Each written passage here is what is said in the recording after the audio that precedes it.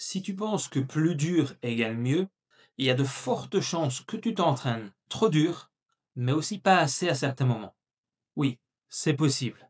Tu peux être trop dur quand il s'agit de t'entraîner en endurance fondamentale et trop bas quand il faut vraiment pousser.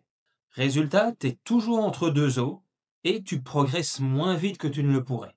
Aujourd'hui, je vais t'expliquer pourquoi c'est si facile d'être dans la mauvaise intensité et ça même sans t'en rendre compte.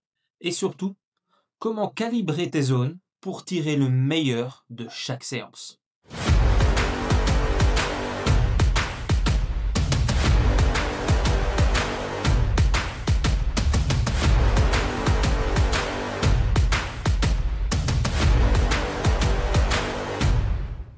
Salut, moi c'est Jonathan, je suis coach en triathlon spécialisé en longue distance et j'aide les triathlètes amateurs tels que toi à débuter et à performer sur Ironman 70.3, même avec un emploi du temps serré.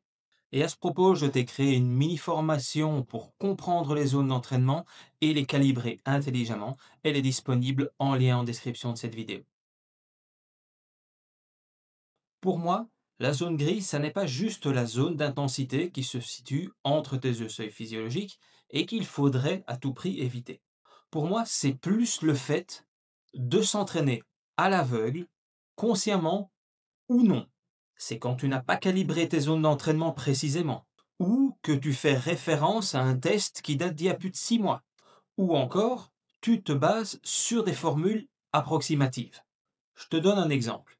Tu verras ça et là que on peut définir notre fréquence cardiaque maximale avec une formule simple qui est 220 moins ton âge. Et à partir de là, tes zones d'entraînement, ce sont des pourcentages de ta fréquence cardiaque max. Malheureusement, cette formule est basée sur une moyenne statistique, ce qui veut dire qu'elle est très approximative. Avec cette formule, il se pourrait que ta fréquence cardiaque max soit surestimée ou sous-estimée. Résultat, tes zones sont fausses et tu ne t'entraîneras pas à la bonne intensité. Et si tu t'entraînes au ressenti, la sensation de confort peut être très trompeuse. La fatigue s'installe très lentement, donc tu ne te rends peut-être même pas compte que tu es au-delà de la zone planifiée. Et ça m'est arrivé en début 2025. J'ai eu des soucis de santé fin 2024 et j'ai drastiquement réduit mon volume d'entraînement. J'ai même dû arrêter de m'entraîner 2 semaines en novembre et 2 semaines en décembre. Et quand j'ai repris la course à pied, j'ai couru à des intensités qui me semblaient tout à fait confortables. Je me sentais un petit peu plus fatigué que d'habitude, mais j'ai mis ça sur le dos de la reprise. Et quelques semaines plus tard, je me suis retesté et je me suis rendu compte que toutes mes séances faciles, je les faisais en zone 3 et pas en zone 2. Donc si ça a pu m'arriver à moi qui ai 15 ans d'expérience dans la discipline, ça peut arriver à n'importe qui. Et c'est exactement pour ça qu'il est crucial de calibrer tes zones régulièrement. Et s'entraîner dans la mauvaise zone, ça a un prix. Si tu es trop souvent en zone 3 alors que tu devrais être en zone 2, tu vas accumuler de la fatigue. Résultat, tu vas arriver entamé sur des séances plus intenses. Et à la longue, tu ne seras plus capable d'atteindre l'intensité qui est demandée par cette séance. Et ton corps ne déclenchera pas les adaptations que tu recherches. Et au final, tu as l'impression de t'entraîner dur, tu as l'impression de tout faire comme il faut, mais tu stagnes. C'est démotivant, tu augmentes ton risque de blessure et tu risques de foirer ta préparation.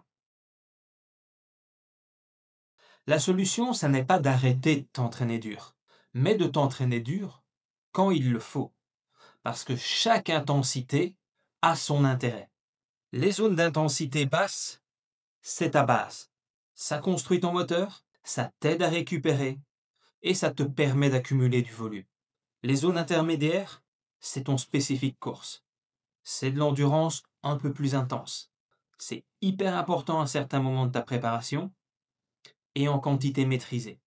Les zones hautes, c'est là que tu développes ta vitesse, ta VO2 max, que tu fais progresser tes seuils. Et le problème, c'est de passer trop de temps dans l'intermédiaire. Jamais assez facile, jamais assez difficile. La première étape pour sortir de cet entraînement à l'aveugle, c'est de calibrer tes zones d'entraînement. Tu dois te tester en natation, en vélo et en course à pied. Ça va te donner une base solide pour connaître tes vraies zones d'entraînement. Et à intervalles réguliers, refais ces tests pour mettre à jour tes zones régulièrement. Quels tests réaliser et comment définir tes zones d'entraînement, c'est ce que je t'explique dans ma mini-formation en description de cette vidéo. Ensuite, structure ta semaine entre des séances faciles et des séances difficiles. C'est comme ça que tu vas progresser efficacement. Petite astuce rapide, si dans un footing, tu n'es pas capable de parler en faisant des phrases complètes, c'est que tu es trop haut. Voilà, si tu veux arrêter de t'entraîner à l'aveugle et que tu veux mettre la bonne intensité au bon moment, tu sais quoi faire. Si cette vidéo t'a aidé, n'hésite pas à la liker et à la partager si tu penses qu'elle peut aider quelqu'un d'autre. N'hésite pas à t'abonner à la chaîne si tu veux recevoir tous mes conseils sur la préparation à l'Ironman 70.3. Et d'ici à ma prochaine vidéo, je te souhaite un max de plaisir durant tes entraînements. Ciao!